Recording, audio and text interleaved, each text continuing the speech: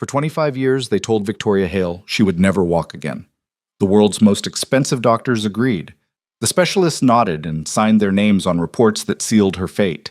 But a night shift janitor mopping floors in a hospital corridor saw something every one of those doctors had missed. And what he found hiding inside her medical files would shake an empire to its foundation. Someone had stolen 25 years of her life, and they were still in the room with her.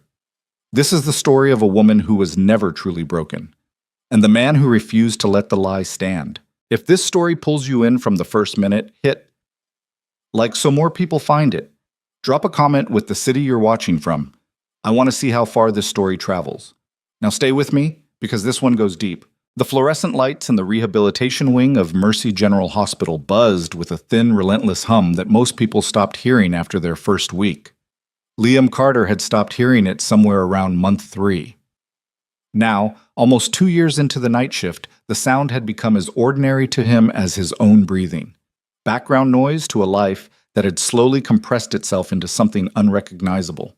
He pushed his mop cart past room 14, past the empty nurses' station, past the bulletin board with its laminated fire exit diagrams and outdated flu shot flyers, and turned the corner into the private east corridor. This part of the building was different from the rest. The floors were polished to a mirror finish. The walls were painted a warmer shade of white, not the institutional gray beige that coated every other hallway.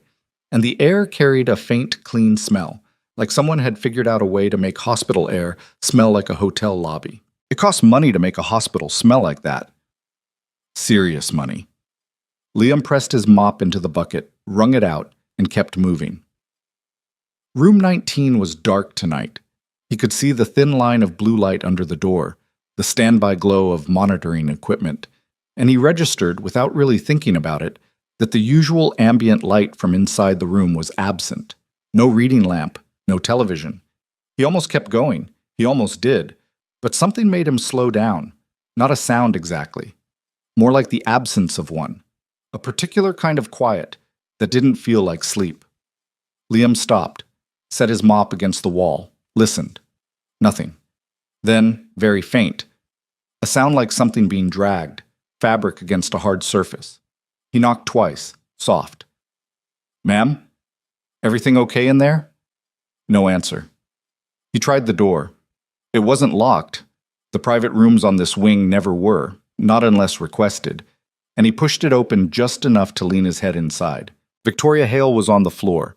She had fallen trying to reach the call button, which had slipped off the nightstand edge and dangled there on its cord, 6 inches beyond her reach.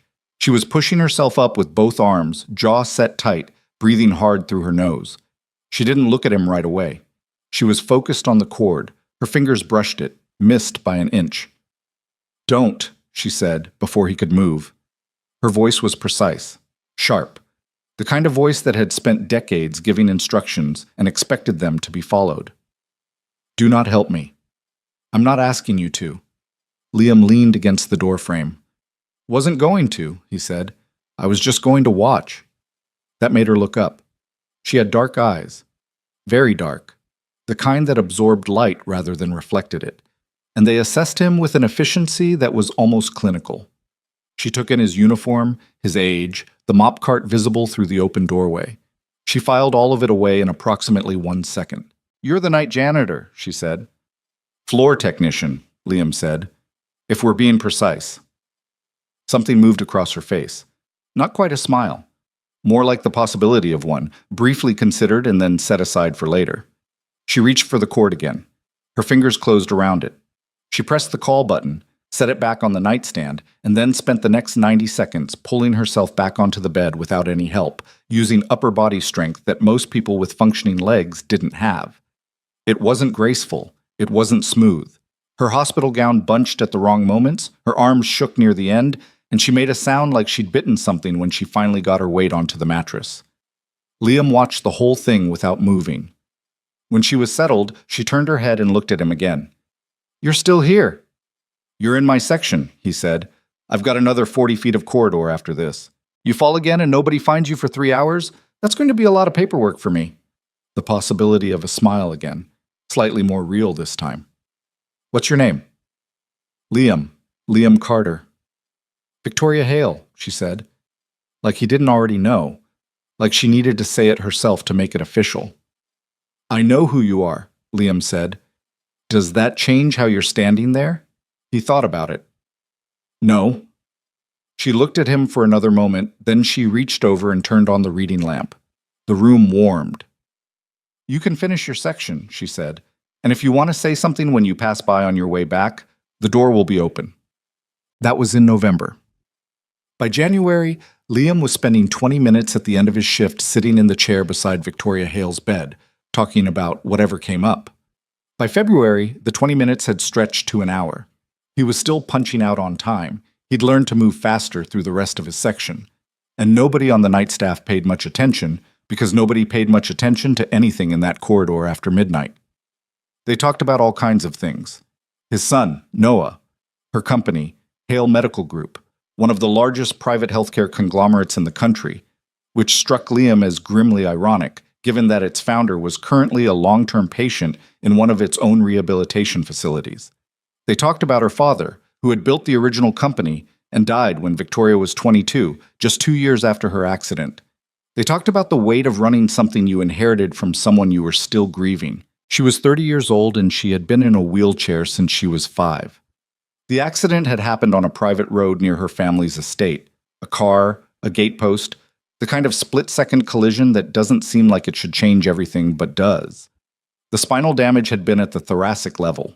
She had been told, kindly and repeatedly, and by some of the most credentialed physicians in the world, that her lower body paralysis was permanent, complete. Not the kind of thing you recover from, the kind of thing you adapt to. And she had adapted. That was what made Victoria Hale remarkable.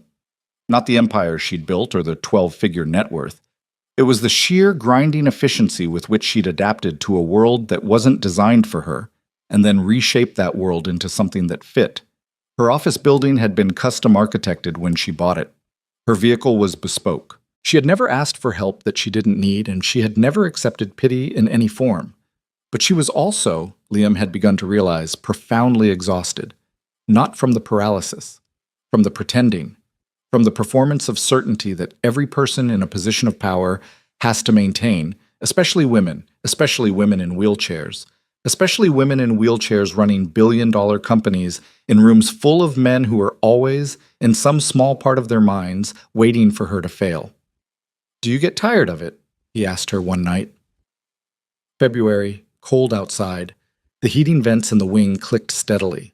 Of what specifically? All of it. The board meetings, the press stuff, the whole version of yourself you have to perform. She was quiet for a moment, not offended, thinking. "I get tired," she said, "of people deciding what my limits are before they've bothered to understand them." Liam nodded. He understood that in a different context, but he understood it. "Does your therapy team do that?" "My therapy team," Victoria said, with a careful flatness that meant something, "is excellent at what they do." It was the way she said it, the exact deliberate neutrality of it. Liam had been a janitor long enough to know that when someone speaks with that kind of careful flatness about something, they've practiced not saying more. He let it go that night, but he thought about it for a week. The rehabilitation wing kept its schedule boards in the corridor outside the therapy rooms, printed sheets in plastic holders, updated each Monday, showing which patients had which sessions blocked out for the week. Most patients got a mix of physical therapy, occupational therapy, neurological assessment, and rest periods. The schedules were color-coded. Pretty straightforward. Victoria's schedule, Liam noticed one Thursday night, had a lot of gray on it. Gray was rest. Gray was unstructured time. Gray was empty.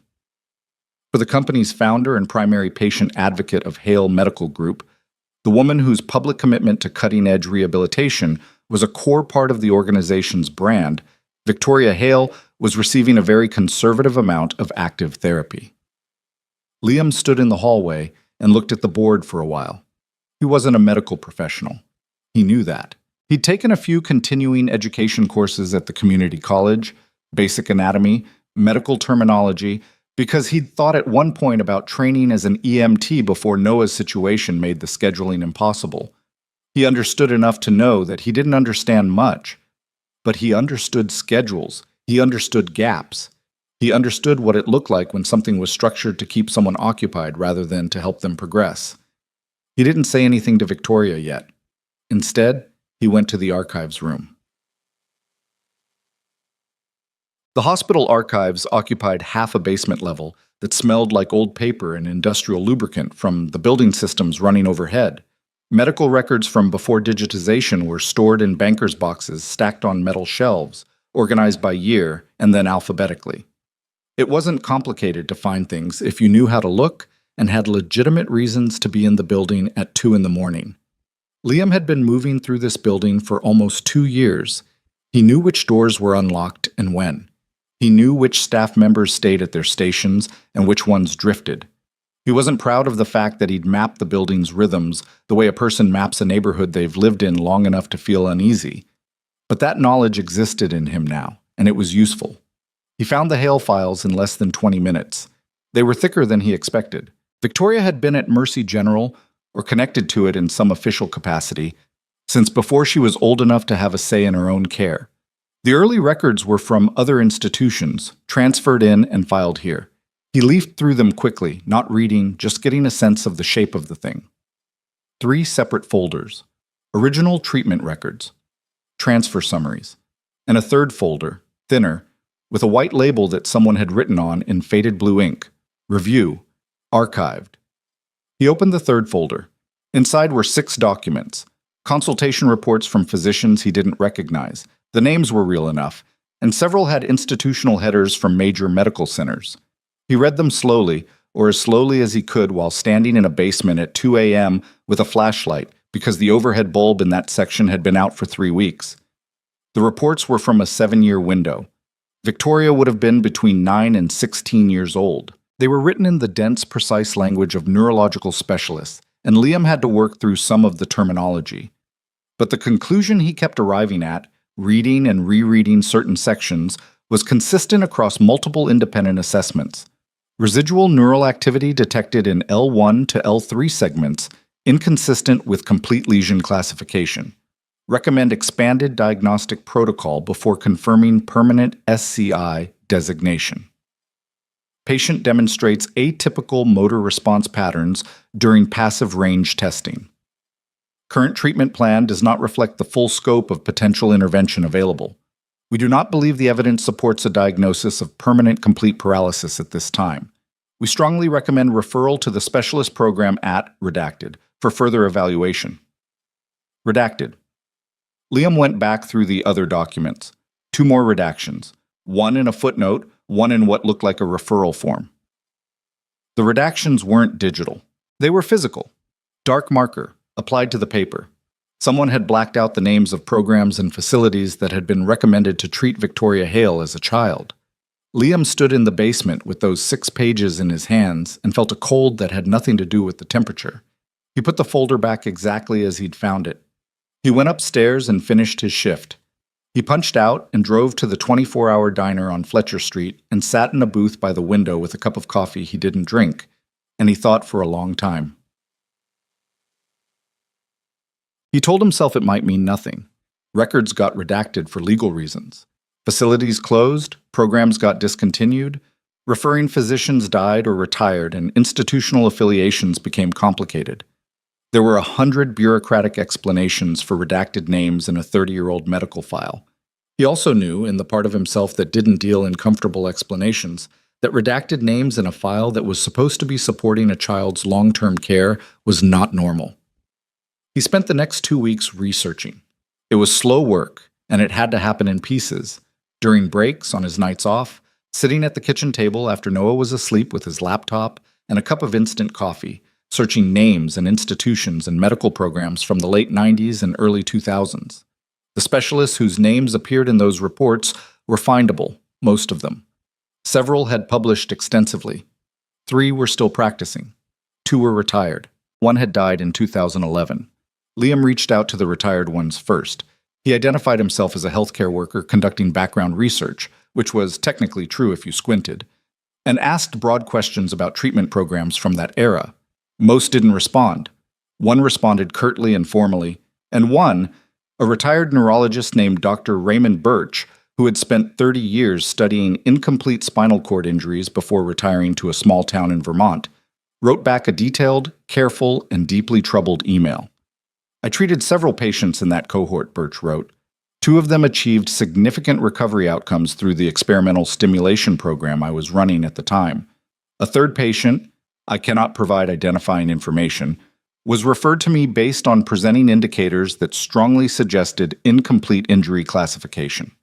That referral was withdrawn before the patient was ever assessed in my program. I never understood why. I tried to follow up twice through official channels and was told the case had been closed. The timing of that withdrawal and the lack of explanation has bothered me for 30 years. I hope your research finds what it's looking for. Liam read that email 4 times. Then he made a decision that he knew was going to complicate his life considerably. He told Victoria. He didn't lead with the documents. He didn't come at it with a theory. He just started asking her questions, careful ones, tucked into their regular conversations, about what she remembered of her early treatment, who made decisions, who held the files. Victoria noticed immediately. "You're not asking these things randomly," she said one night. It was late March. Rain against the windows. She'd been reviewing quarterly projections on her tablet and had set it face down when he came to the door, which meant she'd been waiting. Something happened. "I found something," Liam said.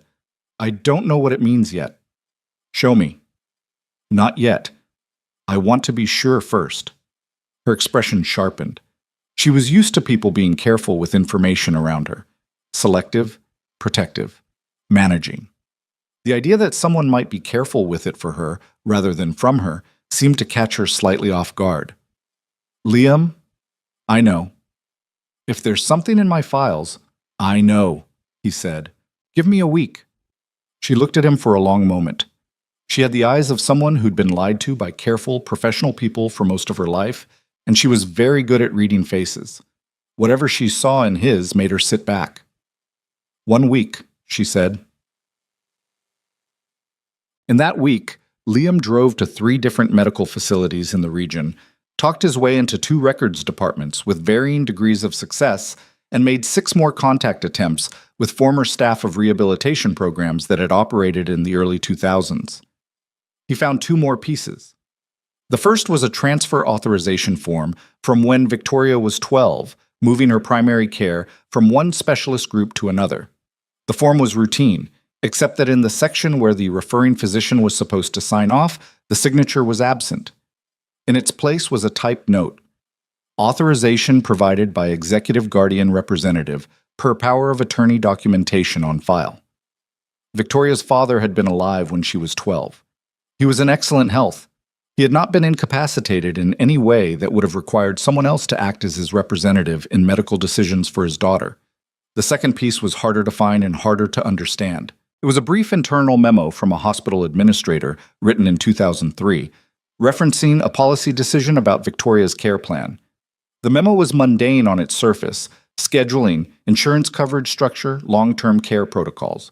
But buried in the second paragraph was a single sentence that Liam read and then read again until it stopped feeling surreal. Per instruction from the primary executive managing the Hale family account, the patient's treatment classification is to remain unchanged and no new specialist referrals are to be initiated without prior approval. The primary executive managing the Hale family account, not Victoria's father, not her doctors, an executive. Liam sat in his car in the parking structure of the third facility and stared at that sentence for a long time. Then he drove back to the city. He told her everything that night. He sat in the chair beside her bed with the documents, photographs he'd taken on his phone, arranged on the screen of his tablet, and he walked her through it. He didn't editorialize. He didn't try to construct the full picture. He just showed her what he'd found and what he'd been able to confirm and where the gaps were. Victoria didn't speak for most of it. She sat very still with her hands in her lap and her face completely controlled in a way that Liam had come to understand was not coldness, but its opposite. The way she contained things that were too large to let out in a hospital room at midnight. When he was done, she was quiet for a full minute. "Who is the executive?" she finally said. "I don't know yet. The documents don't name them. They reference the position. Someone who has authority over what they called the Hale family account. That's not a medical term. No, Liam said. It's a financial one. Victoria's jaw tightened slightly. My father set up a family management trust before he died. He was already sick when I was 20. He put a senior executive in charge of both the business and the family legal structure until I turned 30 and could formally take control. Did you turn 30? 2 months ago. And did you formally take control? She looked at him. Something behind her eyes had gone very quiet and very focused. I'm supposed to, she said carefully, pending the completion of my medical review. A board determination about whether I'm capable of resuming full executive authority given my ongoing condition. Who determines that? She didn't answer right away. Who determines that, Victoria? The trust executive, she said, and the board he controls. The rain hit the windows. The monitoring equipment beeped its slow, steady rhythm. Liam, she said. Yeah. This is bigger than missing referrals in an old file. I know. She turned her head and looked out the window at the wet, dark city below. I've been in this building for 8 months, she said. Her voice was very even. I requested an extended stay for intensive rehabilitation. I thought it would help. I thought maybe this time something would be different. She paused. I've been asking my therapy team for 6 months about escalating the program. They keep telling me the plan is appropriate and we should proceed carefully. They keep telling me my progress is good, but gradual. Patience. A short, precise sound. Not quite a laugh. I've been told to be patient for 25 years. You've been told a lot of things, Liam said. She turned back to him. Her dark eyes were bright in the low light, and he could see the things she was containing. Not grief exactly, and not anger exactly, but some compound of both that had been building pressure for a very long time. I need you to keep going, she said. Whatever you've been doing, I need you to find the name. I will, Liam said. This could get complicated. It's already complicated. She looked at him steadily. You have a son. I know. I'm not asking you to... Victoria, he said it quietly. I'm not doing this because you're asking me to. I'm doing it because somebody spent 25 years stealing something from you, and I found it, and I can't unknow that. He picked up his tablet. So I'm going to keep going. She was quiet. Then, thank you. Don't thank me yet, Liam said. He stood up and looked at her for a moment in the warm circle of the reading lamp. Get some sleep. He went back out into the corridor, collected his mop cart, and finished his section. The fluorescent lights buzzed, the hospital breathed around him in its nighttime rhythms. Somewhere down the hall, a monitor beeped. Somewhere below, the city went on doing what cities do. Liam Carter pushed his cart to the end of the east wing and stood there for a moment, looking at the polished floor and the warm painted walls and the door to room 19 where a woman who had been lied to for most of her life was trying to sleep. Then he pulled out his phone, opened his notes app, and wrote down everything he still needed to find. There was a lot. He started at the top and worked his way down. Yes. 2 days later, he called Dr. Raymond Birch in Vermont. Birch answered on the third ring. His voice was careful and dry, the voice of someone who'd spent a career saying precise things in difficult situations. You're the one who emailed, Birch said. It wasn't a question. Yes, sir. You said you were a healthcare worker. I am. Night shift, Mercy General. A pause. That's where the Hale woman is. Yes, sir. Another pause, longer. What exactly are you telling me? I'm telling you, Liam said carefully, that I think the patient whose referral was withdrawn, I think I might know who she is, and I think her situation hasn't changed because someone made sure it wouldn't. The silence on the line stretched out long enough that Liam started to wonder if Birch had set the phone down. Then the old man said very quietly, Send me what you have. Liam exhaled. Okay. I'm not promising anything, Birch said. I'm 71 years old and I've been retired for 6 years, and if this is what I think it might be, there are going to be people with a lot more resources than either of us who don't want this to go anywhere. I know, Liam said. So you understand what you're starting? I think so. No, Birch said, and his voice was neither unkind nor particularly gentle. You don't, but you will. He hung up. Liam stood in the parking lot behind the hospital in the cold March air, watching his breath mist and dissolve. Noah had a therapy appointment in 4 hours. Liam needed to sleep. He had 18 hours until his next shift started. He got in his car and drove home, and he lay down on his bed without changing his clothes, and he stared at the ceiling for a long time, running through names and documents and gaps in his head, arranging and rearranging the pieces of a puzzle he still couldn't see the full shape of. Somewhere in another part of the city, in a hospital room with warm walls and monitored breathing and a reading lamp left on against the dark, Victoria Hale was doing the same thing. They were both, in their different ways, just beginning to understand what they were up against. Dr. Raymond Birch called back 48 hours after Liam sent the files. It was 6:15 in the morning. Liam had been awake since 5, sitting at the kitchen table with Noah's cereal bowl from the night before still in the drying rack and a cup of coffee going cold beside his laptop. He'd been looking at the same document for 20 minutes without actually reading it, the kind of exhausted staring that passes for thinking when you haven't slept properly in a week. His phone buzzed. Vermont area code. "I've looked at everything you sent me," Birch said, without preamble. "I need you to understand something before we go any further. What you're describing, if the pattern holds, this isn't a documentation error. This isn't one physician dropping the ball or a program being defunded. What you're describing is a sustained, deliberate intervention in a child's medical care over a period of more than a decade." Liam said nothing. He'd known this, in some part of himself, since the night he'd stood in the basement with a flashlight.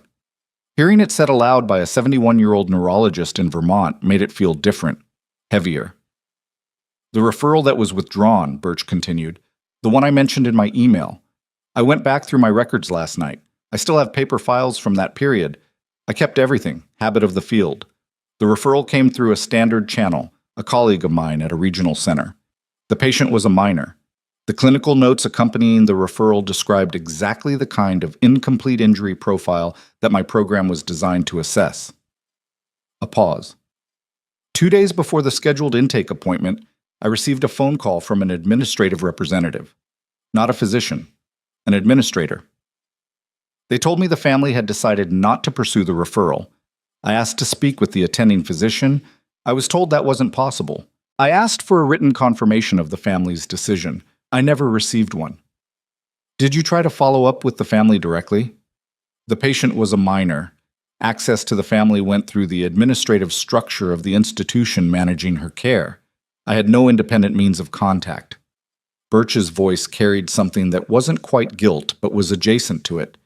The particular discomfort of a person who had done the right thing within the system and always suspected the system had failed them.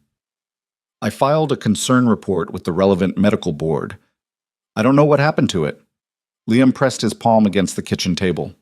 "Dr. Birch, if that patient were to come to your program now, 30 years later, what would you be looking for?" A long pause. "The science has moved considerably since then," Birch said slowly. "What we were doing in the early 2000s was relatively primitive by current standards. But the fundamental question, whether the injury was truly complete, whether there was residual neural pathway activity that could be stimulated and developed, that question can still be answered. With modern imaging and electrophysiological assessment, we'd know within a few sessions whether there was anything to work with. And if there was, then the question becomes how much function can be recovered and over what timeline and at what cost in terms of pain and effort. Recovery from a long-standing incomplete spinal injury is not, I want to be honest with you, it is not a simple thing. It's not a switch you flip. It's months, possibly years, of intensive rehabilitation. It's setbacks. It's a great deal of pain. But it's possible. If the original assessment was correct, if she was misclassified, if the injury was incomplete and the residual pathways were left unstimulated for decades, then yes, the possibility exists. It is significantly harder now than it would have been when she was 9 or 12 or 16. The neural pathways that go unused for 30 years don't disappear entirely, but they atrophy. Reconnecting them requires aggressive, specialized intervention. Another pause. It also requires that the patient want to do it. That part is not small. After he hung up, Liam sat still for a minute. Then he got up and woke Noah for school.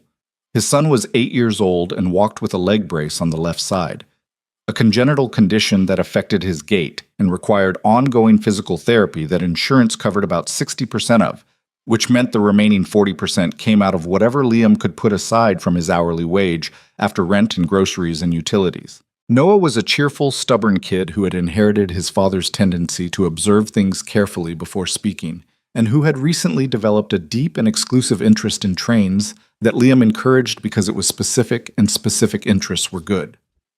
"You look tired," Noah said, over his cereal. "I am tired." "Did you not sleep again?" "I slept some." Noah considered this with the judicial air of an 8-year-old who had heard this answer before and had formed a settled opinion about its accuracy. "You should sleep more." "You're right," Liam said. "Eat your breakfast." He drove Noah to school, came back, slept for 3 hours, and was back at Mercy General by 2 in the afternoon, 6 hours before his shift started. He had a different kind of business there today. The therapy scheduling coordinator was a woman named Darlene who had worked the day desk in the rehabilitation wing for 11 years, and who had, in Liam's experience, the patient but fundamentally immovable energy of someone who has seen every variety of human problem and resolved most of them with a laminated policy sheet. He caught her during the afternoon lull, when the corridor was quiet and the therapy rooms were between sessions. "I have kind of an unusual question," he said. Darlene looked up from her monitor. She recognized him. They'd had dozens of brief corridor conversations over 2 years, but her expression was cautiously neutral in the way that people's expressions get when someone from outside their lane starts asking questions about things inside it. "I'm not going to pretend this is routine," Liam said, "because it's not. I'm asking about a specific patient's therapy schedule, and I know that's not something you'd normally discuss with the cleaning crew." "That's correct," Darlene said. "I'm not asking for medical information. I'm asking about the scheduling structure. Whether the schedule for a particular patient reflects the standard protocol for their classification, or whether there's been some kind of deviation from standard practice." Darlene's expression had shifted from cautiously neutral to specifically attentive in the way that someone's face shifts when they recognize that a conversation is more serious than it appeared. "Who are you asking about?" "Victoria Hale."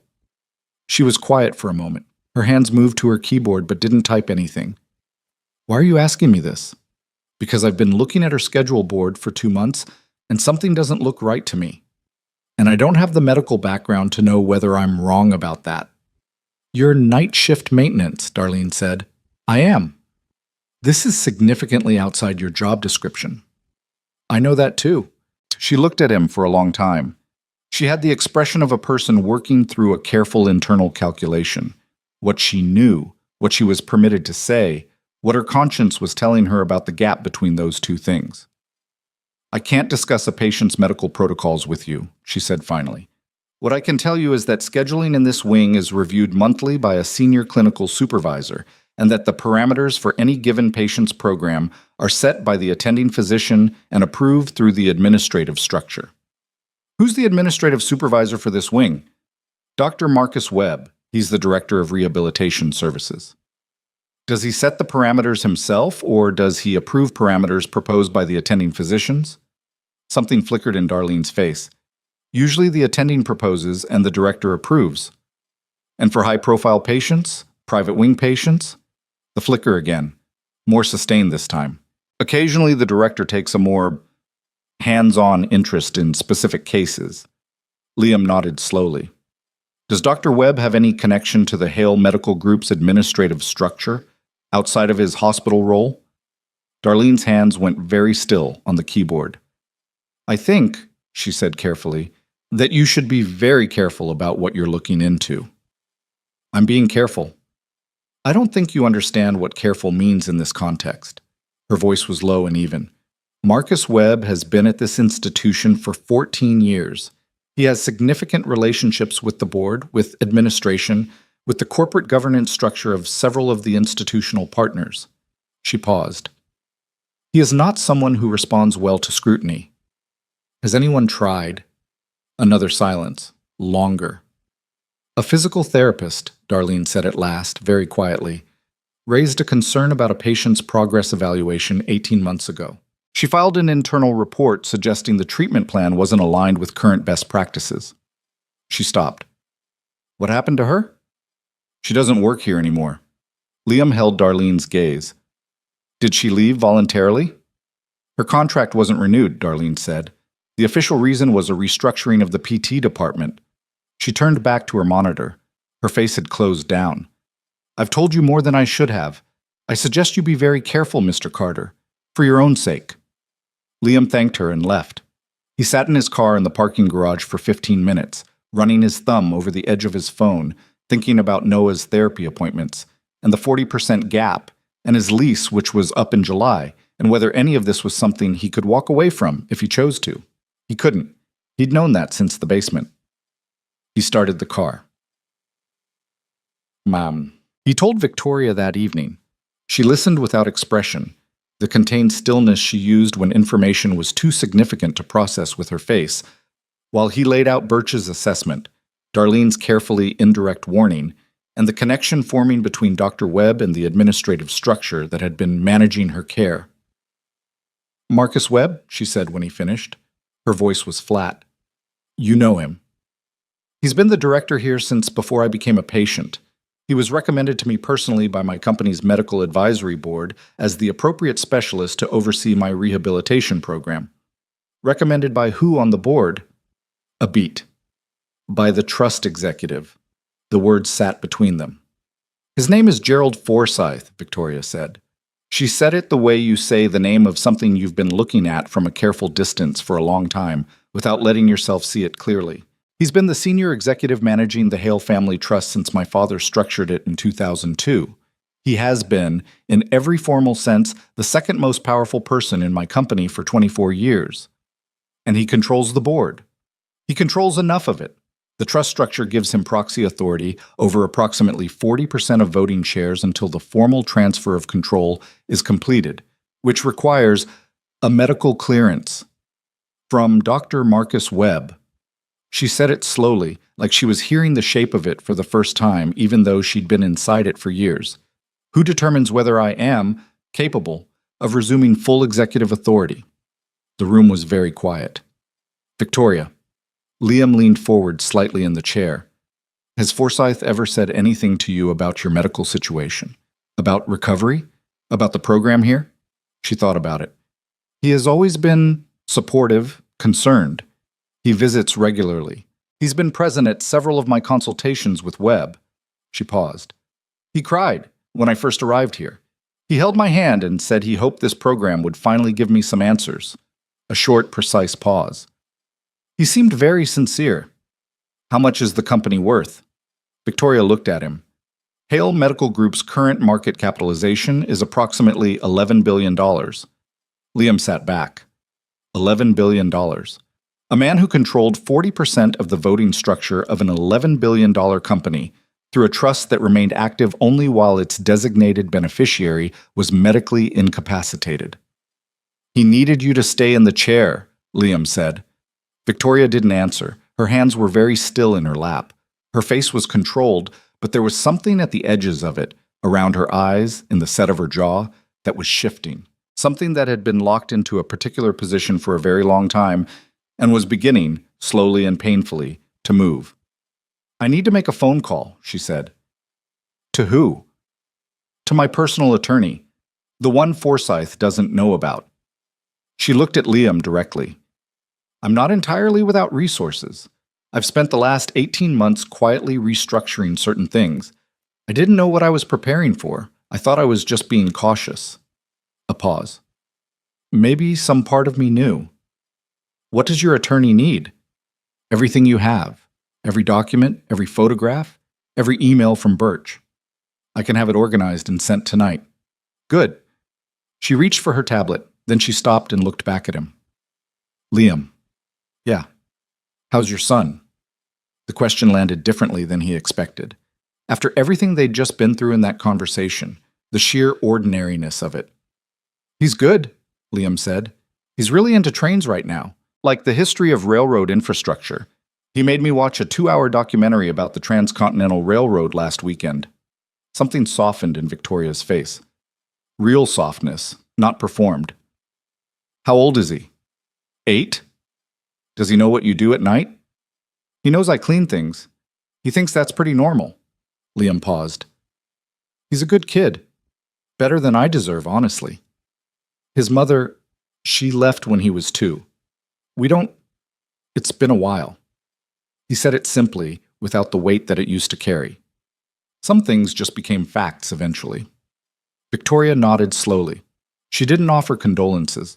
He appreciated that. Get me those documents, she said. The next 10 days had a quality of sustained, careful tension, like the period before a storm when the air pressure changes and animals go quiet and you know something is building even if you can't see the clouds yet. Liam organized everything, the archived documents, the photographs, Birch's emails, his own notes from his conversation with Darlene, into a structured file that he encrypted and sent to Victoria's attorney, a woman named Claire Huang, who had apparently been Victoria's law school acquaintance and who practiced corporate litigation out of an office 40 miles from the city. Claire called Victoria the morning after receiving the file, and they spoke for 2 hours. Liam wasn't part of that conversation, but Victoria told him afterward that Claire's response had been, in her exact words, controlled fury. She says it's enough to open an investigation, Victoria told him. Not enough to take to a board meeting yet. She needs the financial records, specifically the trust accounting from 2002 to present. How does she get those? Very carefully, through channels that Forsyth doesn't monitor. Victoria paused. She also wants to speak with Birch directly. She thinks a signed statement from him about the withdrawn referral could be significant.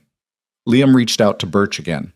The old man agreed without hesitation, though he insisted on doing it by phone rather than video, which Claire found acceptable. While that was happening, Liam was also spending his nights moving through the hospital with a slightly different kind of attention. Not reckless. He was deliberate about not drawing attention, but observant in a way that was now purposeful rather than incidental. Dr. Marcus Webb was in his late 50s. He moved through the rehabilitation wing with the practiced ease of a man who owned it, which in some institutional sense he did. He was present for Victoria's weekly evaluation sessions, which lasted 30 minutes, and which Victoria had described to Liam as consisting primarily of Webb asking her questions about her subjective experience of her condition while referring to notes he never showed her. Liam had never been able to directly observe one of these sessions. But he noticed things in the margins. Webb arriving in the corridor before those sessions looking unhurried and leaving afterward with the specific briskness of someone who had completed a task. The way Webb's 2 regular clinical assistants, both of whom reported directly to him rather than to the general PT department, moved around Victoria's room with a proprietary air. The way they sometimes took files from the cart outside her door to the director's office rather than to the central records area. He noticed something else too. Webb made a phone call from the private alcove at the far end of the east corridor every Thursday at approximately 11:45 at night. Liam had seen him there twice, standing half-turned toward the wall, speaking in a low voice. The third time Liam saw him there, he moved his cart closer than usual and worked slowly on a stretch of floor he'd already cleaned. He couldn't hear specific words, but he heard the cadence, short clipped statements, pauses, the kind of rhythm that comes from giving updates to someone who asks pointed questions. Thursday nights, weekly updates. Regular and deliberate. He mentioned it to Victoria. Thursday nights, she said. Every week, same time, same spot. Forsyth's standing call is Thursday nights, she said slowly. He has a standing executive check-in call with the board's administrative committee every Thursday at 11:30. She looked at Liam with an expression that had gone still and very focused. He added it to my own calendar once by accident when he was setting up a meeting. He laughed it off. I forgot about it. You didn't forget about it, Liam said. She looked at him. You remembered it just now. She said nothing, but her jaw set in that particular way. Then things shifted. It was a Wednesday night, 3rd week of April, and Liam was in the supply corridor when he heard voices coming from Webb's office. This was unusual. Webb didn't work late on Wednesdays. Liam moved quietly and positioned himself at the end of the connecting hallway where the sound carried through a ventilation gap above the office door. 2 voices. Webb's, which he recognized, and another, older, measured, with the careful precision of someone who chose their words with cost in mind. She's been asking questions, the second voice said. My sources indicate she's been in contact with outside counsel. That's not necessarily she's always had an attorney. Not this attorney. Claire Huang. Huang specializes in corporate fraud litigation. A pause. This is no longer a containment situation, Marcus. We need to accelerate the timeline. The timeline for what, exactly? Webb's voice had a strained quality. You want me to file the capacity assessment early? The board will question the change in schedule. Tell them her condition has shown concerning regression. Document it in the current evaluation cycle. I need the formal assessment completed and filed before the end of May. Gerald, before the end of May, Marcus. No ambiguity in it, no discussion, a silence. And the janitor, the second voice continued. Liam stopped breathing. I don't know what you're referring to, Webb said.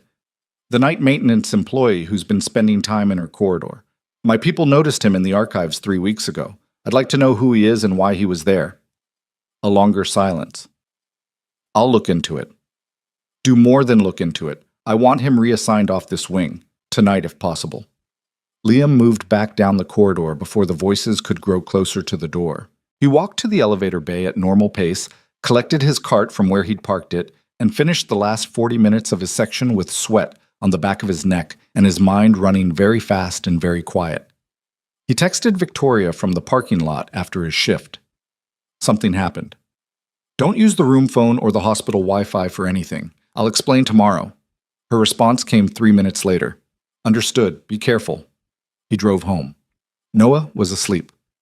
Liam sat at the kitchen table and thought through what he'd heard with the same systematic focus he'd been applying to documents and schedules, stripping the emotion out of it, organizing the facts. Forsyth had people watching the wing, possibly watching Liam specifically. Webb was going to manufacture a regression in Victoria's condition to support an early capacity assessment, which meant, under the trust structure, that Forsyth could delay or block the transfer of control indefinitely, potentially permanently restructuring the governance so that transfer became impossible.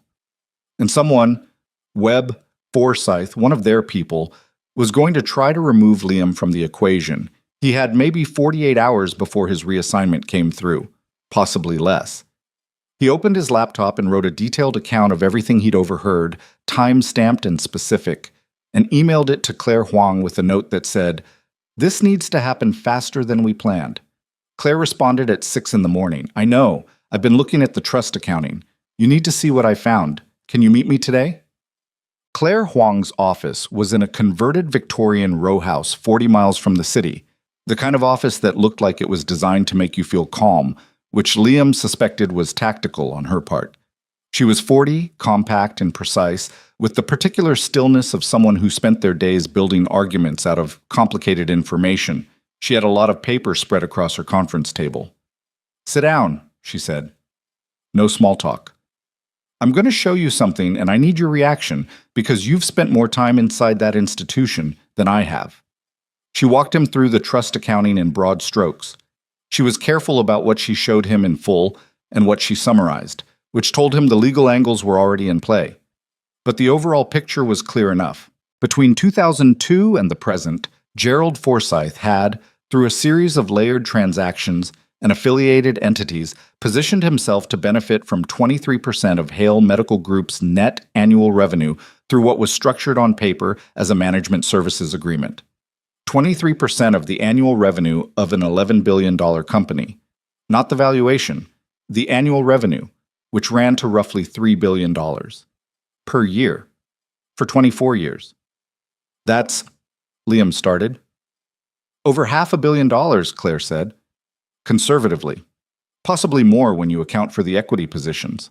She sat down across from him. He didn't steal it outright. He structured it so the company paid him for management services that were loosely defined enough to be almost unquestionable. It's been buried in the governance documents under language that would take a forensic accountant weeks to fully untangle. But you found it. I found it because I was specifically looking for it, and I know what these structures look like. She folded her hands on the table. Liam, the moment Victoria formally takes control of this company, she can order a full audit. Within 60 days, this would be exposed. He has known that for years. Keeping her in that chair, Keeping her officially incapacitated is worth $500 million to Gerald Forsyth. The room was very quiet. We need to move, Claire said. Not in a week. I need to file injunctive motions by Friday that would freeze Forsyth's authority to act on the trust before Webb can file that capacity assessment. But to do that, I need Victoria to sign several things. And I need one more piece. I need documented evidence that the treatment suppression was directed by Forsyth specifically. Right now I can show financial motive and administrative pattern. I need the link between Forsyth and the early decisions about her care. Birch's statement gets me close. It doesn't close the loop. I need something from inside the institution, something that shows Forsyth's direct involvement in decisions about her medical care. Liam looked at the papers on the table for a moment. Then he thought about the file in the basement, the third folder, the memo that referenced the primary executive managing the Hale family account. I know where it is, he said. Claire looked at him carefully. How would you access it? The same way I accessed it before. That's not admissible if it's obtained improperly. I photographed existing institutional records in an area I have legitimate access to during the course of my employment. I didn't remove anything. I didn't break anything. He paused. I've already been in there once. I know what's there. She considered that. Get me a clear, complete photograph of that memo, everything on it. Date, header, the full text, every word. A pause. And be careful. If what you overheard last night is accurate, Forsyth is already watching. I know. She gathered some of the papers from the table. I need Victoria's signatures this afternoon. Can you? I'll get her on the phone with you. In person is better. Can she? I'll figure it out. Getting Victoria off the hospital's network was simple enough. Liam's personal hotspot, a brief explanation, and Victoria's unsurprised expression when she understood why. Getting her in a private space for a call with Claire required slightly more creativity, but the hospital had a small garden terrace at the east end of the building that was underused in the shoulder season of spring and that Victoria could access from the rehabilitation wing with reasonable privacy. They managed it that afternoon. Liam ran interference, not dramatically, just by being where he was supposed to be and moving naturally, while Victoria positioned herself in the corner of the terrace farthest from the building entrance. The call lasted 40 minutes. When it was over, Victoria was very still in her chair, looking at the spindly April trees along the terrace edge. Claire explained the financial structure, she said when Liam sat down on the bench beside her. Yeah. 24 years. Her voice was level, terrifyingly level. He sat across from me at board meetings. He came to my birthday dinner.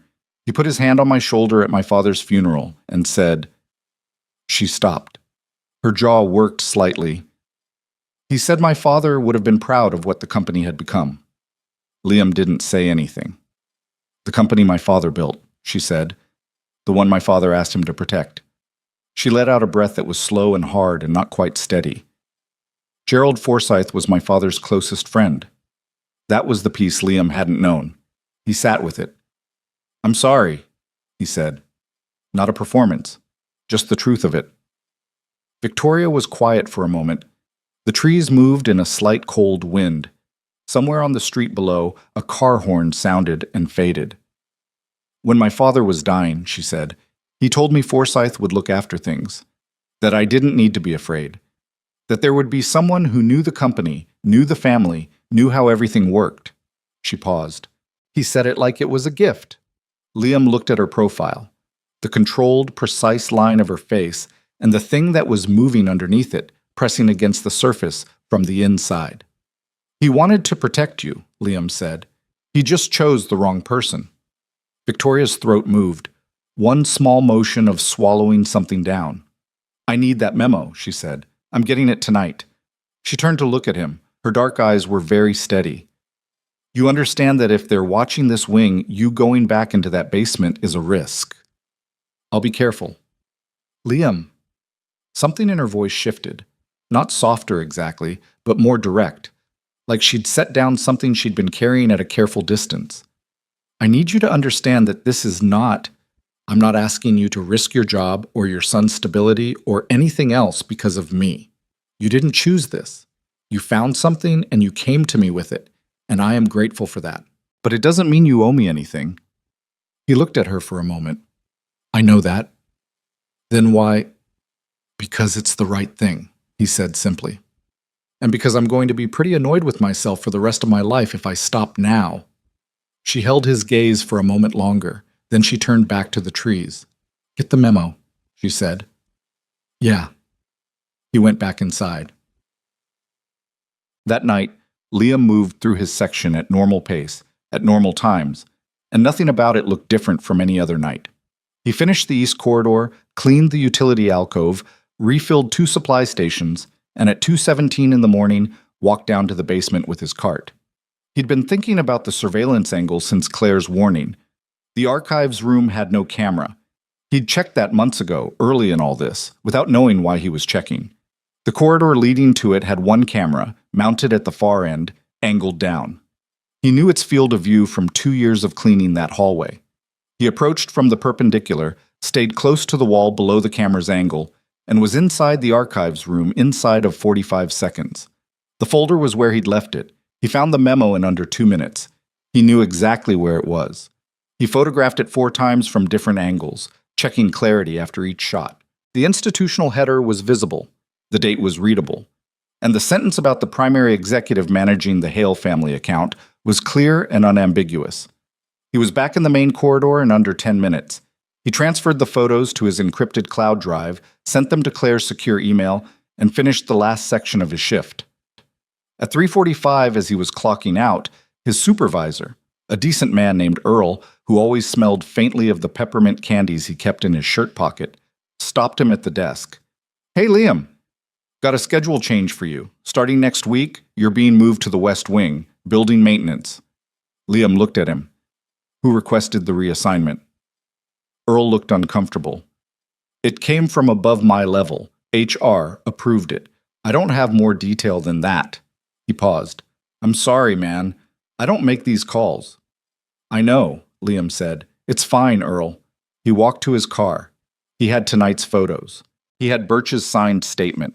He had Claire's financial analysis. He had Victoria's signatures on the motions. He had 1 week, and now he also had confirmation of something he hadn't quite admitted to himself until this moment, that whoever was on the other end of Webb's Thursday calls had enough reach inside Mercy General to move pieces on the board with a single instruction. He sat in the parking garage with the engine off, in the quiet and the dark, and thought about a 5-year-old girl in a car accident and the decisions that got made about her life in the years that followed, and the man who'd been sitting in the room with her ever since, holding her hand and saying all the right things. Then he took out his phone and called Claire. She answered on the second ring. I got the photos, she said. It's enough. Good, Liam said, because we're almost out of time. Claire filed the injunctive motions on a Friday morning at 9:47, and by 11 the same day, Gerald Forsyth knew about it. Liam found out because Victoria called him, not on the hospital network, on his personal cell, which she now had, at 11:23, while he was at the grocery store with Noah picking out cereal. He knows, she said. Liam moved down the aisle away from his son. How fast? Fast enough that he was in my room by 11:15. He came in like a concerned friend, sat down, held my hand. She paused. He told me he'd heard I'd been working with outside counsel and that he was worried I was being taken advantage of, that there were people who preyed on wealthy patients in vulnerable situations, that he just wanted to protect me. What did you say? I told him I appreciated his concern. Her voice was very flat. I smiled at him for 10 minutes and waited for him to leave. Liam stood between 2 shelving units in the cereal aisle and looked at a box of Noah's preferred brand without seeing it. Did he threaten anything directly? Nothing direct. He mentioned casually that the medical review board takes a dim view of patients who become combative during their assessment period, that it can affect the clinical picture, that he hoped I was feeling stable. Another pause. He used the word stable 4 times in 10 minutes. That's a message.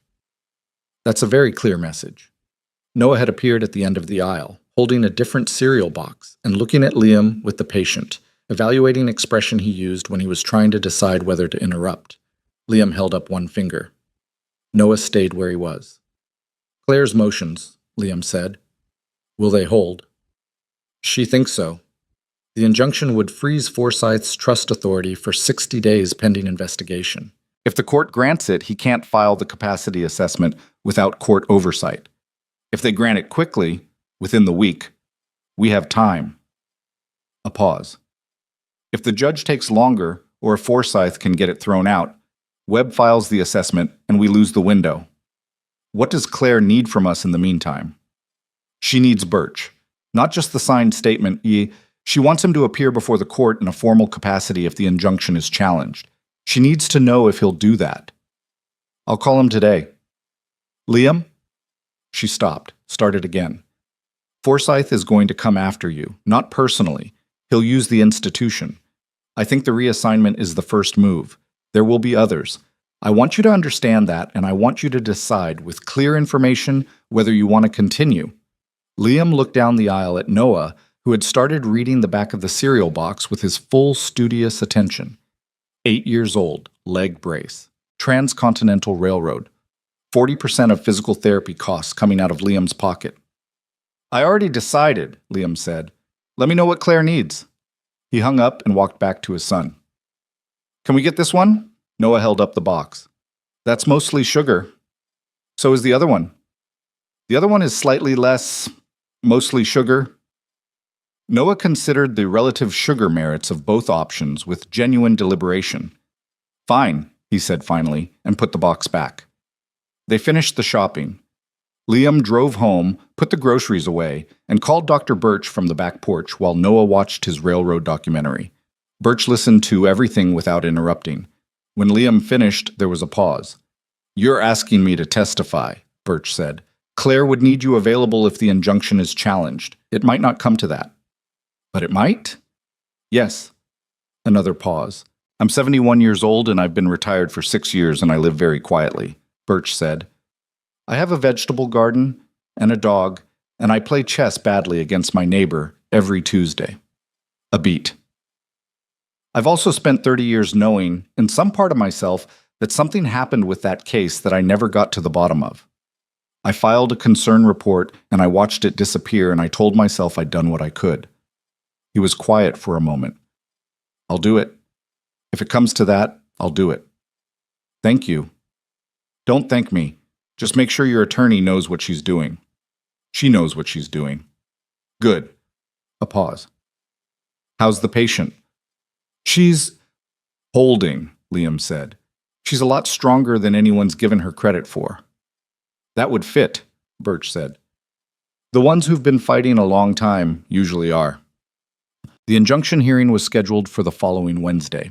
In the 5 days between Claire's filing and the hearing, things moved with the particular compressed intensity of a situation that had been slow building for months and was now accelerating towards something unavoidable. On Saturday, Liam was called into HR for a meeting about his reassignment. The woman across the desk from him was pleasant and impersonal in equal measure and explained that the West Wing maintenance position was a lateral move with no change in pay and that the transition was expected to be complete by the following Monday. When Liam asked why the East Wing needed a staffing change, she said it was a routine operational adjustment. When he asked who had initiated it, she said it had come through the departmental review process. When he asked which department, she printed out a form for him to sign acknowledging the reassignment and slid it across the desk. He signed it. There was nothing to be gained by refusing. On Sunday evening, he received a call from a number he didn't recognize. The man on the other end introduced himself as an investigator from the hospital's internal compliance office.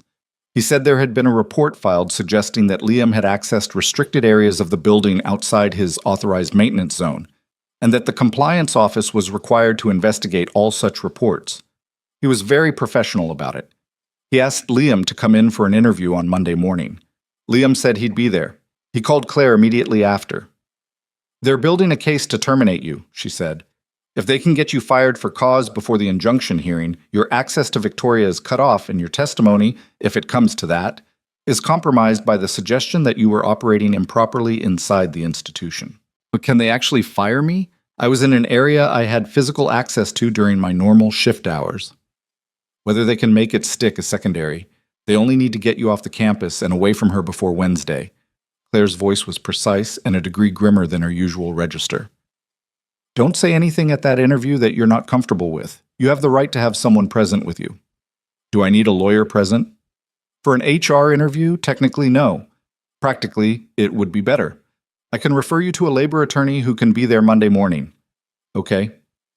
Liam, one more thing. I need you to understand the full shape of this. A pause. The financial irregularities I found in the trust accounting. I've shared a summary with a contact at the State Financial Crimes Unit. Not a formal referral yet. But if the injunction is granted Wednesday and the court orders discovery, the financial picture will become very clear very fast. At that point, this stops being a civil matter. Another pause. Forsyth is not going to let this get to that point without a fight. I don't know exactly what that looks like, but I want you to be prepared. After he hung up, Liam sat in the kitchen for a while in the quiet. Noah was asleep. The apartment was the way it always was at night, the small, ordinary accumulation of a life. Noah's sneakers by the door, a half-finished drawing on the kitchen table, the noise of the refrigerator cycling on. He thought about what prepared meant. He wasn't entirely sure he knew. The compliance interview on Monday morning was exactly what Claire had predicted.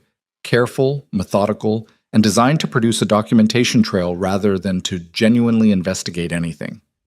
The labor attorney Claire had referred him to was a wiry man named Dennis Park, who arrived with a legal pad and a cup of coffee, and had the efficient, unsentimental quality of someone who'd sat through a lot of these and found them more tedious than intimidating. He let the compliance officer lead the interview and interjected 4 times, each time precisely, to redirect a question that was going somewhere it shouldn't go.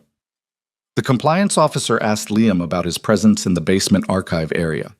Liam confirmed that he had been in that area on several occasions during his shift. He said he had legitimate access to that section of the building. He confirmed that he had not removed any documents or materials. He said nothing about photographs. The officer asked about his relationship with the patient in room 19 East Wing. Liam said they had spoken on a number of occasions during the course of his duties.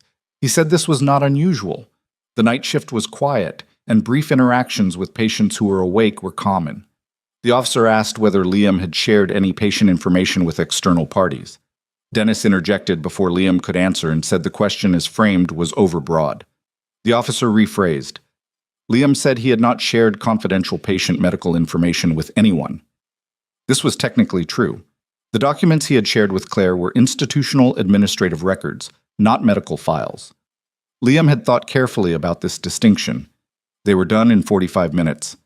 Dennis walked Liam to the parking lot and said, "They didn't have anything. They were fishing. If they fire you over this interview, you'll have a wrongful termination case that would cost them more than it's worth." He finished his coffee. "What's happening Wednesday?" Injunction hearing. The patient's attorney is asking the court to freeze a trust executive's authority pending investigation of financial misconduct. Dennis looked at him over the empty coffee cup. "And you're in the middle of this because I found the documents." "Right." He crumpled the cup. "Stay low until Wednesday. Don't go anywhere in that building. You don't have to be." Whoosh. Liam was moved to the West Wing on Monday afternoon. The West Wing was older, less polished, and housed general medical and post-surgical recovery wards. It smelled more like a hospital. The corridors were longer and the lighting was harsher, and nobody had paid extra to make the air smell like anything. He did his job. He cleaned. He moved through his section at the pace he'd developed over 2 years, efficient and quiet, and he thought about Victoria on the other side of the building in her warm-walled room, and about what was happening outside the building in Claire's 40 miles away office, and about Noah at home probably watching something about railways. On Tuesday night, one day before the hearing, Victoria found a way to reach him. She had a tablet that was connected to her personal data plan, not the hospital network, and she sent him a message through an encrypted app that Claire had recommended they both install. The message was brief. "Webb came to my room this afternoon with 2 members of the clinical team. He told me they were conducting an unscheduled evaluation due to a notation in my chart about increased psychological distress. There was no such notation. I know because I've been quietly accessing my own chart through my patient rights portal, and I would have seen it. He's manufacturing records." A pause in the message thread, then, "He's going to file something before Wednesday." Liam typed back. "Does Claire know? Calling her now. What do you need from me?" A longer pause, then, "Nothing right now. Just stay close." He read that last message a few times. Then he set his phone back in his pocket and kept working. Nkit. Claire called Liam at 7 the next morning, Wednesday, the day of the hearing. Webb filed an emergency clinical notation yesterday evening, she said. It's been added to Victoria's record. It describes a significant deterioration in her psychological and neurological status over the last 3 weeks. It recommends immediate suspension of patient autonomy decisions pending full reassessment. Liam's jaw tightened. Can he do that? He did it. Whether it holds up is what this morning is about. A pause. The judge has the filing. Our attorney is arguing right now that the filing is retaliatory and fabricated. We've submitted the timeline. The notation appeared within 48 hours of our injunction request, which is not a coincidence anyone can argue with a straight face. Another pause. I need you to understand something, Liam. If the judge accepts Webb's filing as valid, even temporarily, it changes Victoria's legal status in a way that's difficult to undo quickly. Forsyth's attorneys can use it to argue she's not competent to have authorized our filing in the first place. Can they succeed with that? They can try. We're fighting it. But the next 6 hours are significant.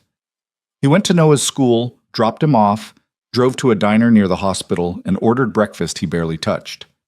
He sat by the window and watched the morning street and waited. At 10:18, Claire called. The injunction was granted, she said. He could hear something in her voice. Not triumph exactly, more like the release of sustained pressure. The judge found sufficient grounds to freeze Forsyth's trust authority for 60 days pending investigation. Webb's emergency notation was flagged as procedurally irregular and has been referred to the medical board for independent review. A pause. It's not over. 60 days is a window, not a resolution. But Forsyth cannot act through the trust while the freeze is in place, and he cannot file the capacity assessment without court oversight. Liam pressed his hand flat on the diner table, exhaled slowly. What happens now? Now the investigation begins. Financial forensics, formal discovery, and... Liam, I've been in contact with the State Financial Crimes Unit since Sunday. They've opened a preliminary inquiry into the trust accounting. Her voice was careful. This is going to get significantly more public very quickly. Forsyth is going to understand that containment is no longer possible. And Victoria? Victoria is still in that building, and until this is fully resolved, she is still, technically, in a vulnerable position. The injunction protects her legal autonomy. It doesn't physically protect her from people who have access to her daily care. He thought about that for a moment. She needs to not be in that building. She's been my patient at Mercy General for 8 months, and transferring her requires authorization from Webb, Liam said. Yes. He sat back. What if she doesn't transfer? What if she discharges herself? She has the right. A pause. Self-discharge against medical advice is within her rights, yes. Webb could formally object, which goes on the record, but he can't physically prevent her from leaving. Does she need a medical destination? Can she discharge to home care? With appropriate arrangements, yes. Then let's make the arrangements. Another pause. Longer. You're suggesting she discharge herself today. I'm suggesting she not spend another night in a building where the medical director is manufacturing records about her condition. He kept his voice level. Claire, is there any actual clinical reason she can't discharge to a home care environment with appropriate medical support? The question of whether she needs inpatient rehabilitation at this level has been compromised by what we've found about the program she's been receiving. A pause. Medically, the honest answer is we don't actually know what she needs because she's never been properly assessed. Then let's get her properly assessed somewhere that isn't controlled by the people who've been managing her for 25 years. A silence that felt like calculation. I'll call Victoria, Claire said. Well, Victoria discharged herself from Mercy General Hospital at 2:45 that afternoon. It was not elegant. It was not smooth.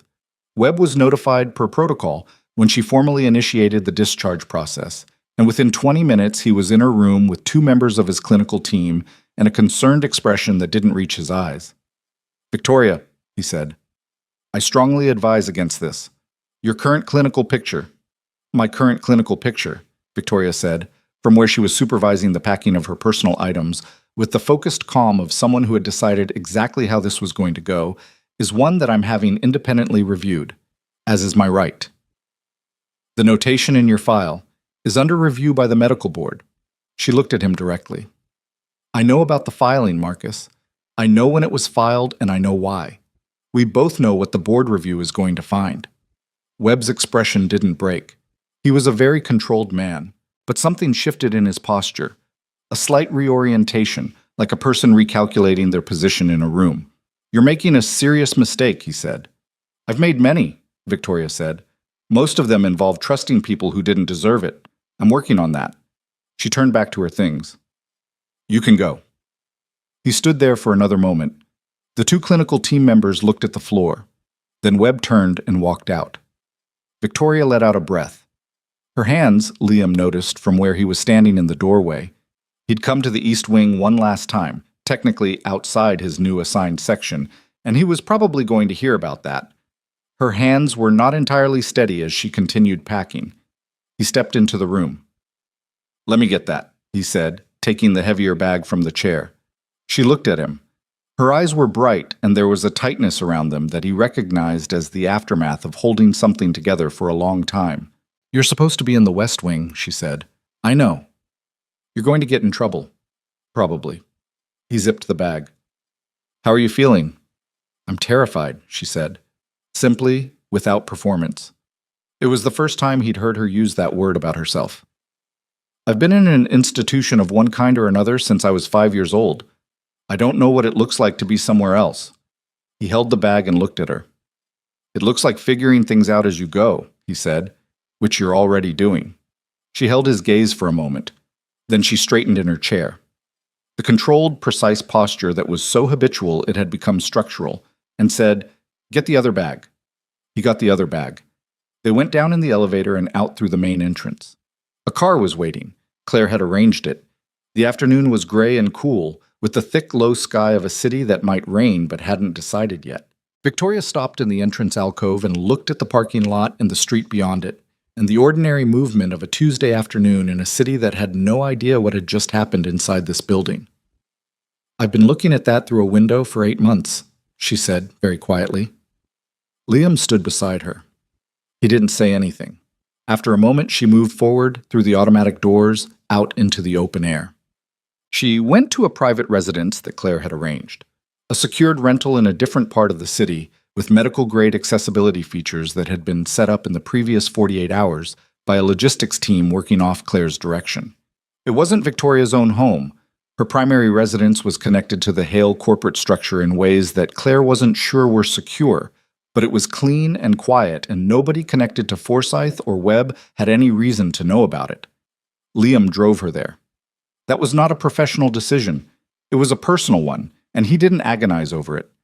On the way, Victoria was quiet for a long stretch. The city moved past the windows. Then she said, Tell me about Noah's mother. Liam glanced at her. Why?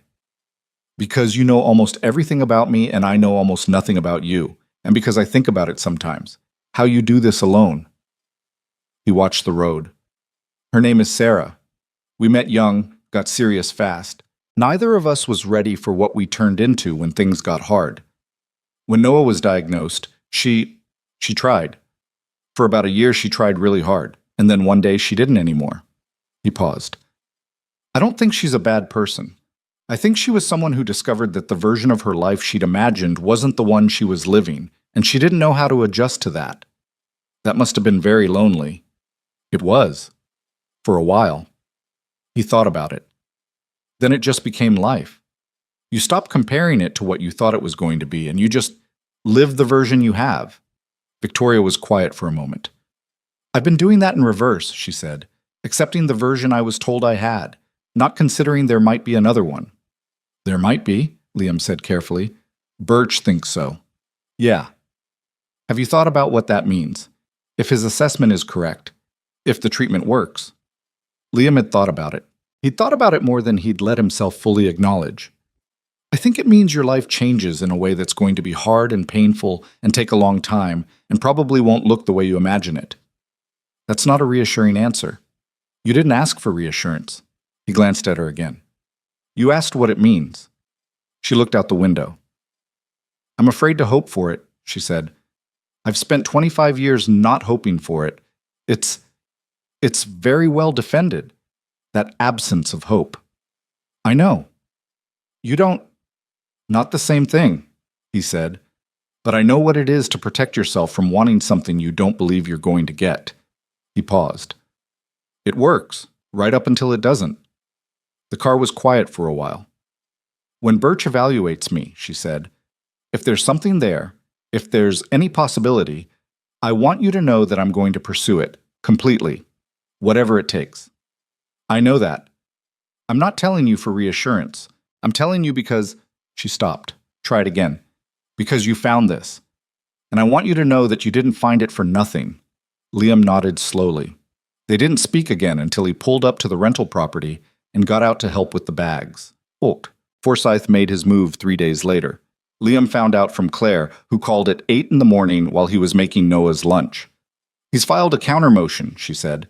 He's claiming the injunction was obtained through fraudulent misrepresentation, arguing that the documents used to support it were improperly obtained by a non-authorized party, meaning you, and that Victoria was in a compromised psychological state when she authorized our filing. Can he make that stick?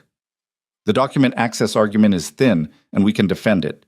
The psychological state argument leans entirely on Webb's discredited notation, which the medical board is already reviewing, but he's also done something else. Her voice dropped a register. He's filed a formal complaint with the hospital's board alleging that Victoria has been manipulated by a hospital employee, again you, and that her discharge and the entire legal action are the product of that manipulation. Liam set down the knife he was using. He's saying I took advantage of a vulnerable patient. He's saying more than that. He's suggesting a financial motive, that you identified a wealthy patient and engineered a relationship for personal gain. The kitchen was very quiet. Noah was in the other room. Liam stared at the cutting board for a moment. He's going to push that angle publicly, Claire continued. If he can get that narrative into the press before our case is visible enough to counter it, it damages both you and Victoria. It frames the entire investigation as a product of bad faith. What does Victoria say? Victoria says, and I'm quoting her directly, "Let him try." A pause. She's not wrong that we can counter it, but I want you prepared for what the next few weeks might look like. This is going to be public. Your name is going to be in stories you didn't ask to be in. Liam thought about that. About Noah coming home from school and asking why Dad's name was on somebody's phone. About his own mother, in a different state, reading something online. Okay? He said. Okay? What do you need me to do? A pause. Stay visible, stay credible. Don't do anything that gives his narrative any oxygen. Another pause. And get ready, because Birch's assessment of Victoria is happening next week, and whatever comes out of it is going to be the next major development in all of this. After he hung up, Liam finished making Noah's lunch and packed it in the bag and took it to the other room where Noah was on the floor with 3 library books about the history of steam engines arranged around him in a careful semicircle. Dad, Noah said without looking up. Did you know that in 1869 they connected the whole country by train? I did know that, Liam said. A documentary told me, several times. Noah looked up. He studied his father's face with the careful attention he applied to things he was trying to understand. Are you okay? Yeah, bud. I'm okay. You look like when things are hard. Liam sat down on the floor beside him. Things are a little hard right now, he said. But we're fine. We're okay. Noah considered this. Then he picked up one of the library books and held it out. Do you want to look at the part about the steam engine? It's pretty interesting. Liam took the book. Yeah, he said. I do. Shit. Raymond Birch arrived by train, which Liam noted with the kind of tired sideways humor that surfaces in the middle of difficult things, on a Thursday afternoon. He was shorter than Liam had imagined, compact and precise, with white hair cut close and the cautious, observational quality of someone who'd spent a career looking at human bodies and trying to understand what they were doing and why. He shook Liam's hand in the entryway of the rental property and said, You look tired. I am tired, Liam said. Good. Tired people are usually the ones doing something real. He looked around the entrance space. Where is she? Victoria was in the sitting room off the main hallway. She had positioned herself by the window in her chair, not the managed, performative composure of the hospital, but something more stripped back. She looked like a person who had recently stopped pretending to be fine and was in the process of figuring out what came after that. Birch walked in, looked at Uoter, and pulled a chair over from the other side of the room and sat down directly across from her. "You don't need me to tell you this is going to be thorough," he said. "I need to understand everything, all the way back. Not just what you've been told, but what you've felt, what you've noticed. Anything, even things that seem too small to mention." Victoria looked at him steadily. "How long do you need?" "Today is just conversation. I'll be back Saturday with equipment. Surface EMG, the sensory testing rig, the imaging referrals are already arranged for Monday." He settled back in the chair. "I've reviewed everything your attorney sent me. The clinical notes from the original injury, the early assessments, the referral that was made to my program in 2001. He paused. "The referral describes a pattern of involuntary motor activity in the lower extremities that was inconsistent with complete injury, activity that should not have been possible." I remember that," Victoria said quietly. Birch went still. "What do you remember?" "I was 9. I used to feel, I don't know how to describe it, like electricity.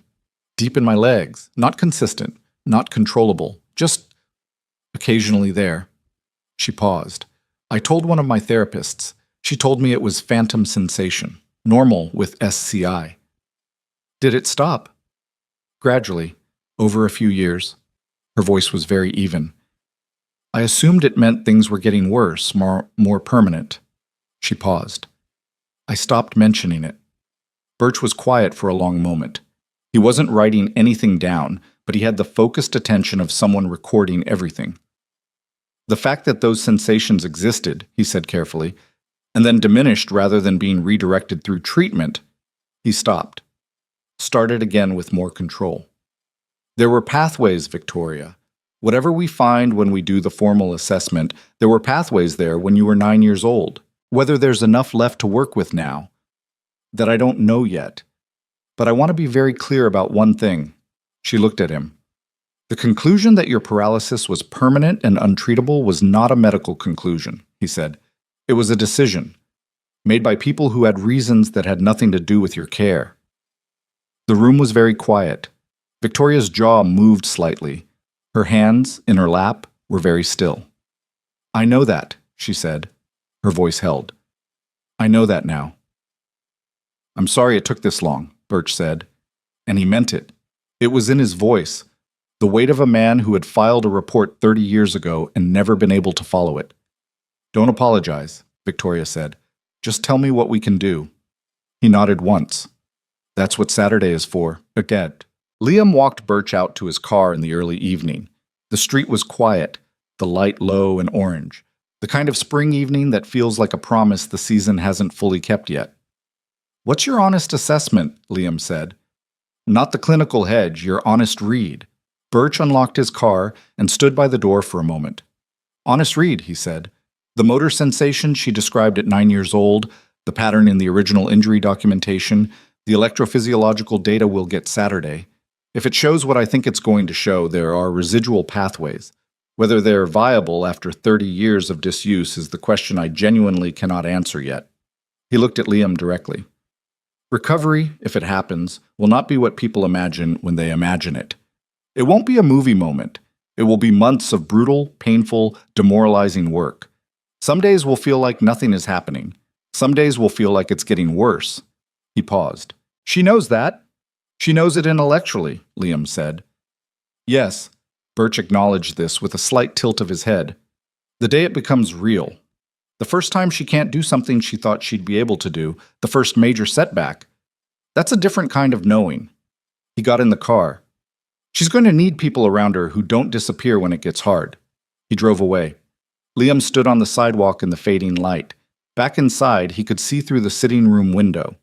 Victoria was still by the window, looking out at the same evening street from the other side of the glass. And she wasn't performing anything for anyone.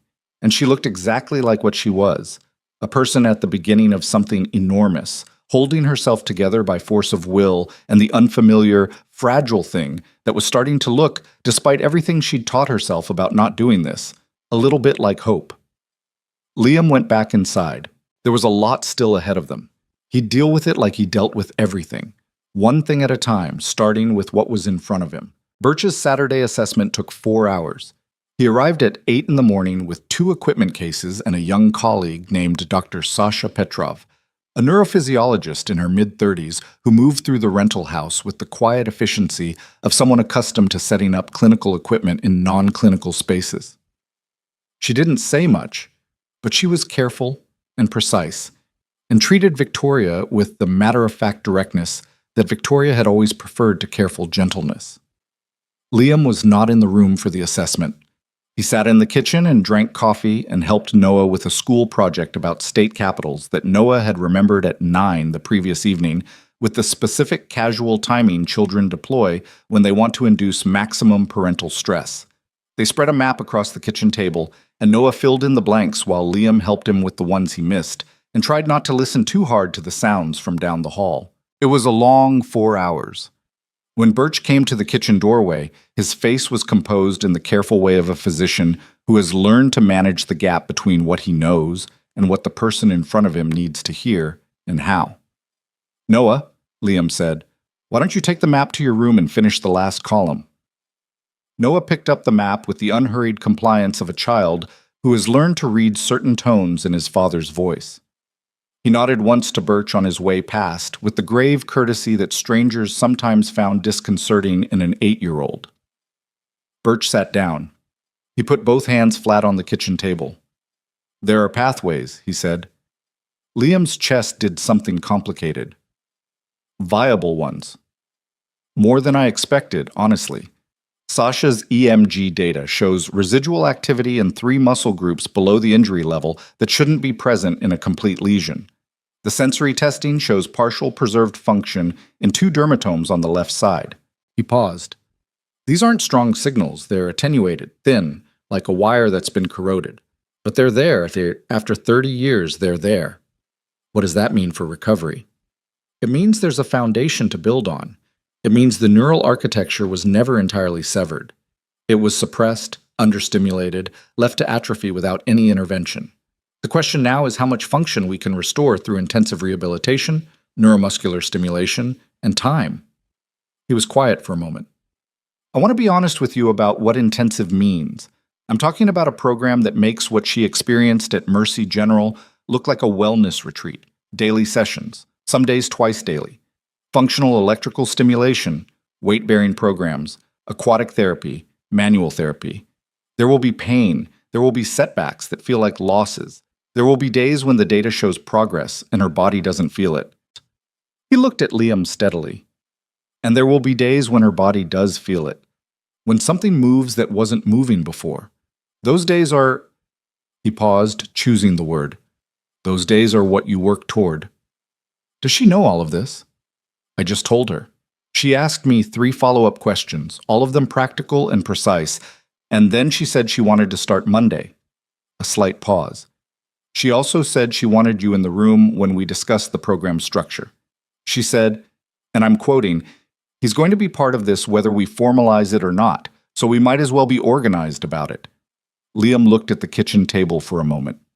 "Monday then," he said. Victoria's apartment, the secured rental, was reconfigured over the weekend to accommodate the equipment the program would require. Birch arranged a loan of a functional electrical stimulation unit through a research contact. Sasha Petrov agreed to serve as the primary treating clinician, which meant she was at the apartment 6 mornings a week.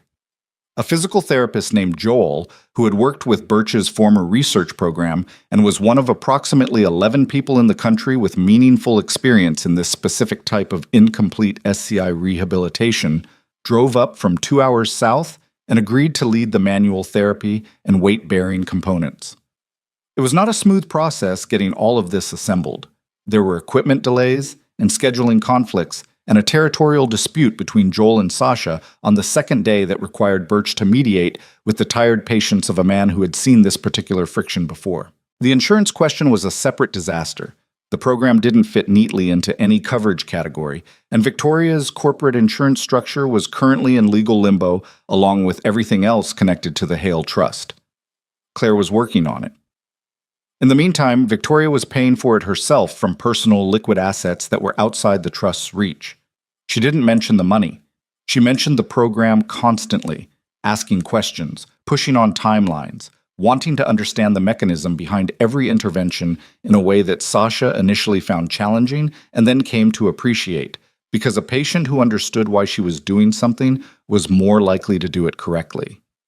The first week was primarily assessment and baseline setting.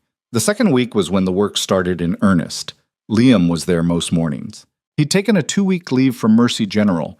HR had been oddly cooperative about this, which he suspected had something to do with the compliance investigation still being unresolved and the institution not wanting additional exposure. And he used the time to be present in a way that didn't have a formal name. He wasn't a therapist. He wasn't medical staff. He was someone who showed up, who knew when to stay and when to give space, who brought coffee for Sasha and lunch for Noah when his son came along on days when school was out, and who sat with Victoria in the evenings when the day's work had left her wrung out and aching and not particularly interested in performing composure for anyone. Those evenings were their own kind of thing. Not easy, but real. "I hate this," she told him one Thursday night. She was in her chair by the window, her jaw tight with residual pain, her left hand wrapped around a cup of tea she hadn't drunk. The day had gone badly. A session that had been showing progress had plateaued, and Joel had been professionally gentle about it in a way Victoria found more frustrating than directness. "I hate feeling like I'm fighting for something that might not be there." "It's there," Liam said. "You don't know that." "Birch's data says it's there." "Birch's data says there's a signal, a thin, corroded signal." She set the tea down. "Do you know what it feels like to work that hard and feel nothing? To have Sasha telling me the readings show activity and my body just nothing, like it's happening to someone else." "Yeah," Liam said. She looked at him. "Noah's first year with his brace," he said. "He was supposed to be doing these exercises twice a day to strengthen the muscle groups around his hip. Every day I'd watch him do them, and he'd cry because it hurt and nothing seemed to be changing.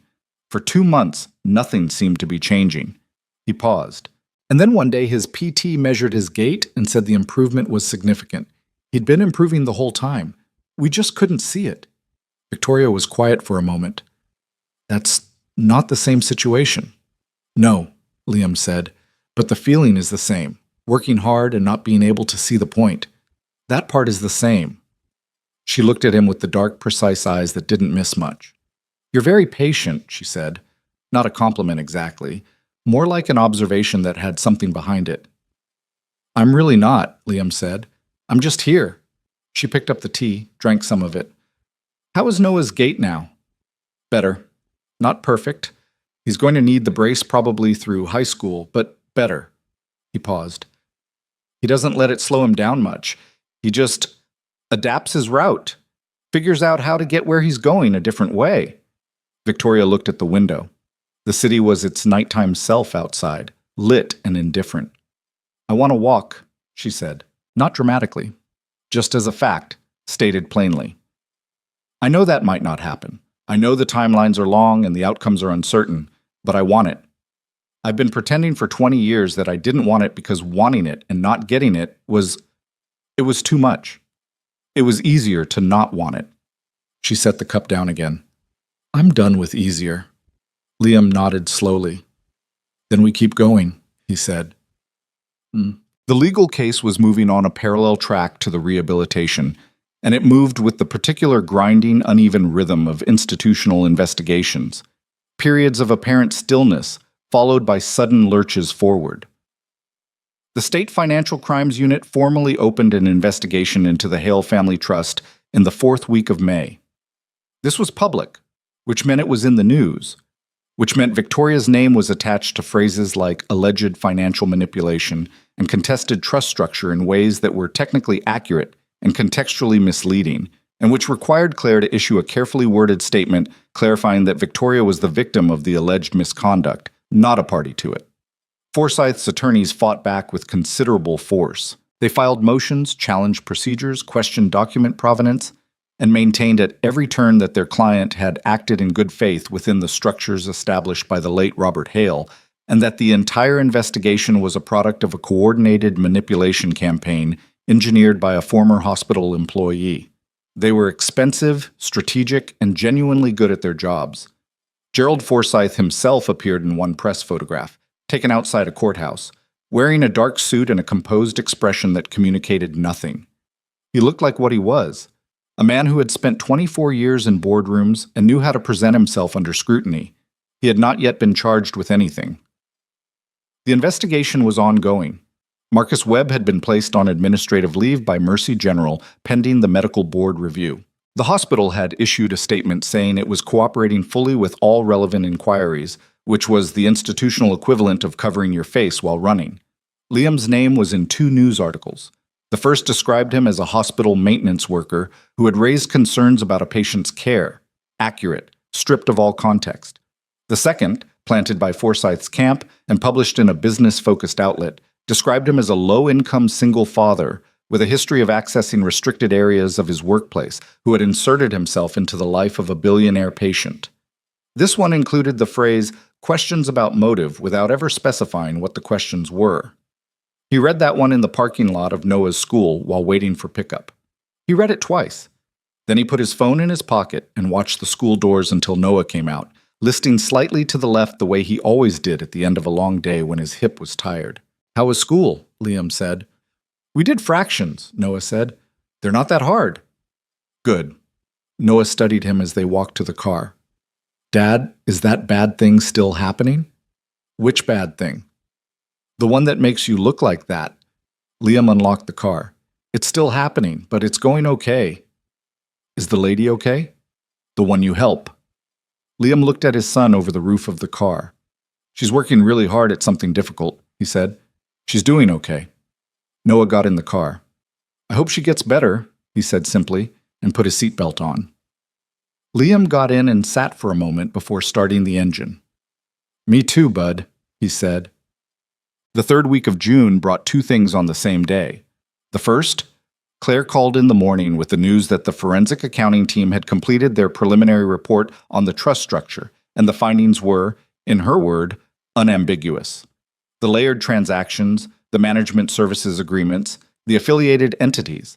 When mapped out fully, they showed a systematic extraction of funds from the Hale corporate structure that had been deliberately obscured across multiple accounting periods.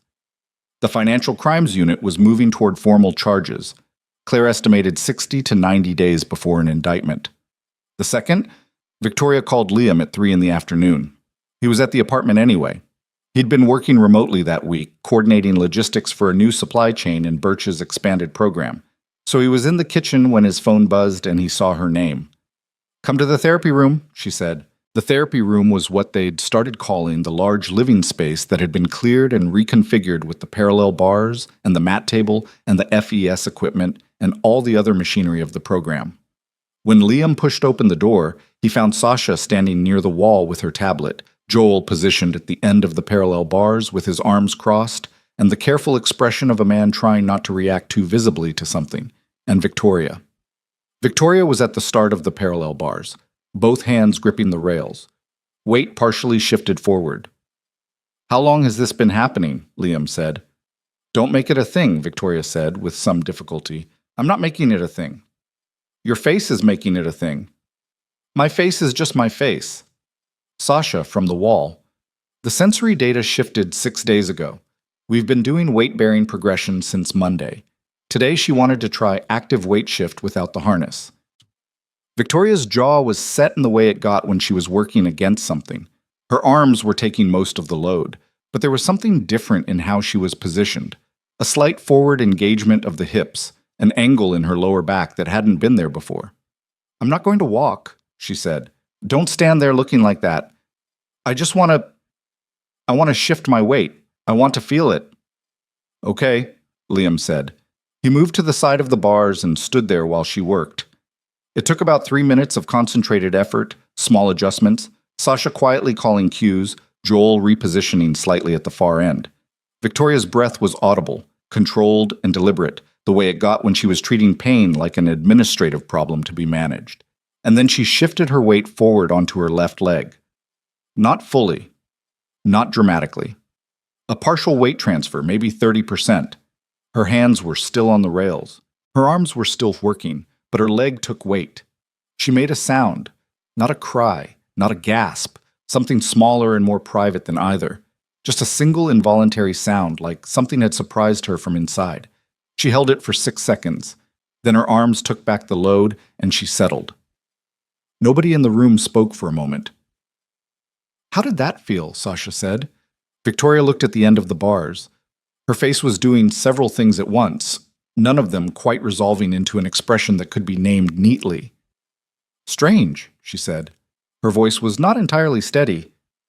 "It felt, I don't know, like something I used to know." Joel uncrossed his arms and wrote something on his clipboard in a way that was probably intended to be professional and unobtrusive and wasn't quite either. "Good," Sasha said. "We're going to build on that. Same exercise, twice tomorrow. We add resistance next week." Victoria nodded. Her hands loosened on the rails. She let herself settle back into the baseline distribution. Her eyes moved to Liam. He looked at her steadily. He didn't say anything effusive. He didn't make it theatrical. He just looked at her with the kind of attention that said, "I saw that. I know what that cost. I'm not going anywhere." She held his gaze for a moment. Then she said, very dryly, "Stop looking like that." "My face," he said, "is just my face." Something that had been wound very tight inside that room loosened a few degrees. It's July. The work continued with the grinding, uneven quality that Birch had described. Days of measurable progress followed by days of apparent nothing, and occasional days of something worse than nothing, when Victoria's body seemed to resist the progress already made and everything felt like going backward. The worst of those happened in the second week of July. It was a Wednesday, and the session started well enough. Weight-bearing progressions, good sensory readings, and then something shifted.